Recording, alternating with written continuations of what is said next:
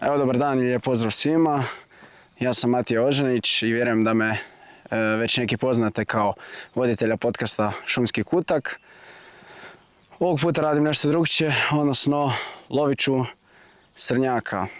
Sezona je počela, trenutno je sredina 5. mjeseca, nalazim se u Gorskom kotaru i na nekih 800 metara nadmorske visine. Vrijeme je dobro, poslužit će baš onako kako bi trebalo biti za srnjaka. Malo prije je bila kiša, sad je onako malo lagano sparno.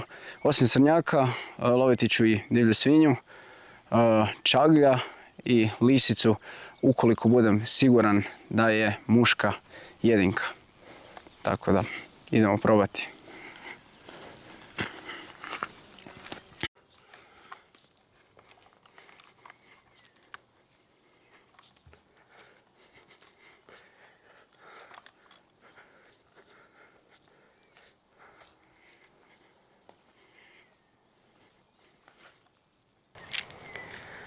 Trenutno je jedna jako zanimljiva situacija. Gumbar na 20 metara ispred mene u šikari gleda.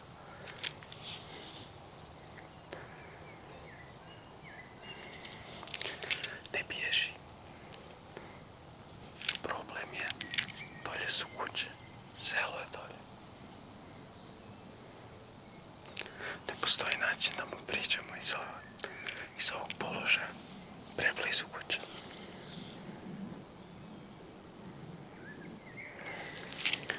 Ne znam kako ćete vidjeti na snimci od tuda. Tjelesno je jako malen i slab.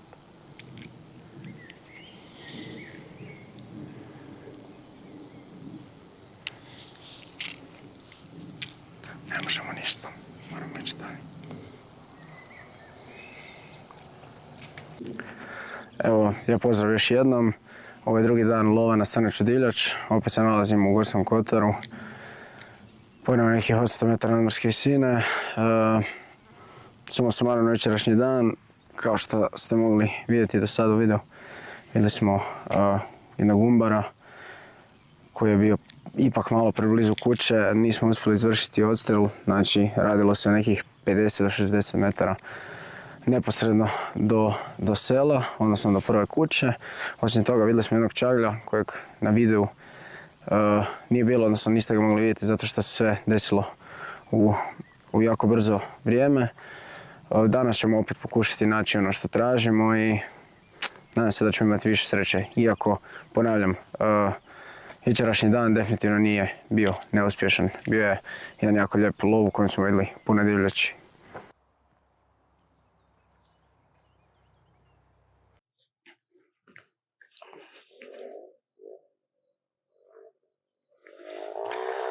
Pazi sad ovu situaciju. Srnjak i srna. Srnjak ima visoke rogove. Čini mi se da su tanki.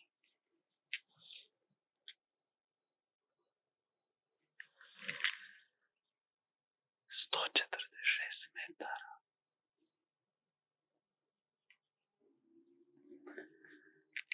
Opet ne možemo ništa.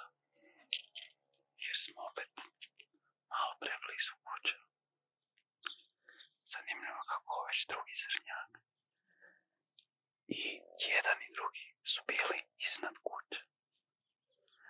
A livade koje smo prošli prije toga, prazno sve.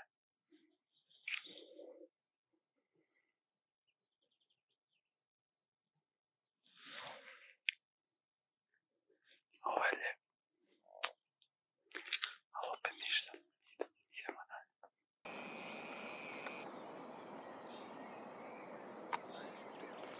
Evo košute.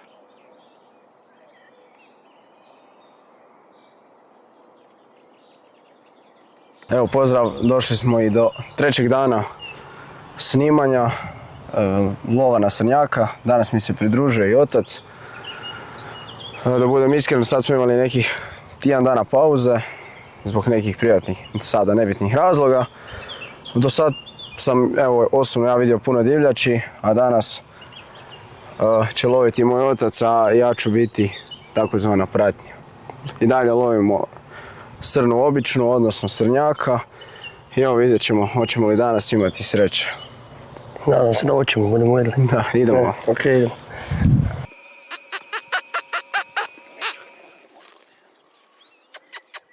Lisica pobjegla. Može.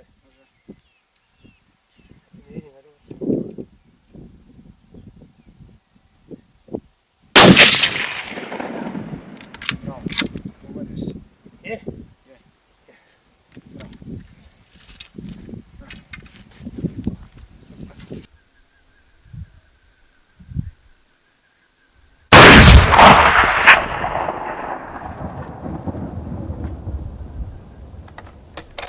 Evo, poštovani gledatelji, došli smo i na kraj naše prve emisije o lovu na šumskog princa, odnosno srnjaka.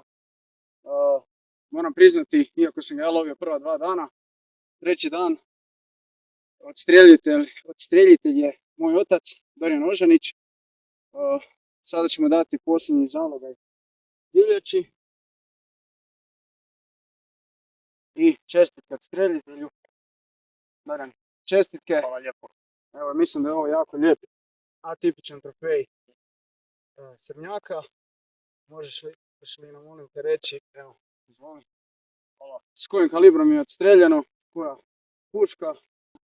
Evo, srnjak je odstreljen sa kalibrom 30.06, zrno je Barnes TTSX, 167 graina, puška je Blaser R8 sa Swarovski Z6, daljina je bila 100 metara, srnjak je stvarno lijep, jedan od najljepših u mojoj karijeri i mislim da je, nemam šta drugo reći. Mislim da možemo biti zadovoljni. Jako sam prezadovoljno s obzirom da se lovilo prilično.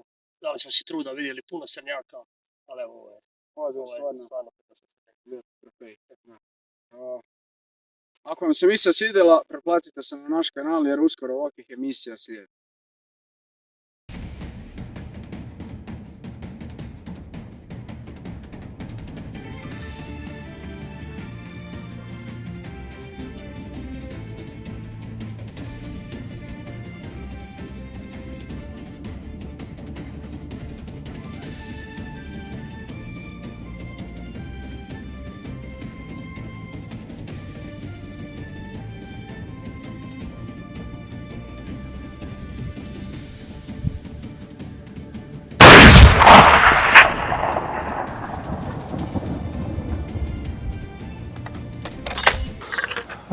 Pozdrav poštovani gledatelji, evo došli smo sad i do kraja ovog našeg filma o lovu na srnjaka. Evo trofeja koja je jako dobro obrađena poslije odstrela. Par komentara na samom trofeju, znači vidljivo je da je srnjak atipičan s obzirom na oblik lijeve grane rogovlja. Po mom mišljenju i mnogih drugih mojih prijatelja, ovo je napuknuće lijeve grane, lijevog roga u bastu srnjaka. Iako sam ja imao i neku ideju da je možda došlo do borbe sa drugim srnjakom pa je došlo možda do neke deformacije, ispostavilo se da je na kraju tvrdnja o bastu bila točna. Osim toga, vidljivo je i u ovom dijelu roga rupa, ne znam uslijed čega je ona nastala, to je trebalo možda naknadno utvrditi. Osim toga, trofeja je dosta teška, na vagi 490 grama, naravno bez da smo odbijali rez.